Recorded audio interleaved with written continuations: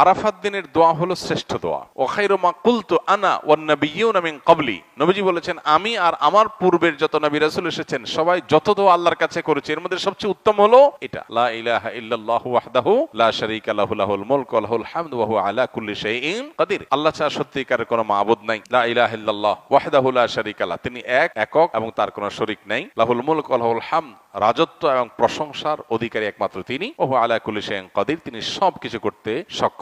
বাহ্যিক দৃষ্টিকোণ থেকে এই বাক্যগুলোর মধ্যে কোনো প্রার্থনা নাই, তাহলে এগুলোকে দোয়া বলা হচ্ছে কেন সেটা নিয়ে অনেক আলাপ আছে এবং মুহাদ্দিসিন ইকরাম একমত যে এইগুলো দোয়া। এখানে আল্লাহ রাব্বুল আলামিনের কাছে পরোক্ষভাবে নিজের চাওয়াকে পেশ করা হচ্ছে, আল্লাহর শক্তিমত্তার কথা জাহির করে আল্লাহর কাছে নিজের সবকিছুই নিবেদন করা হচ্ছে পরোক্ষভাবে, এটাও দোয়াই। তো এটা হলো আরাফার ময়দানে যারা হাজির অবস্থান করবেন তারা সবচেয়ে বেশি পড়বেন। অনেক উলামা ইকরাম অবশ্য বলেন যে এই দোয়া অর্থাৎ লা ইলাহা ইল্লাল্লাহু ওয়াহদাহু লা শারীকা লাহু লাহুল মুলকু ওয়া লাহুল হামদু ওয়া আলা কুল্লি শাইইন কাদির, আরাফার দিনে, আরাফার বাইরে যারা পৃথিবীর বিভিন্ন প্রান্তে গায়রে হাজি যারা আছি তারাও পড়তে পারেন, বরং আরাফাত দিনে তাদের এটা পড়া উচিত এবং এ ব্যাপারে অনেকে রেকমেন্ড করেন।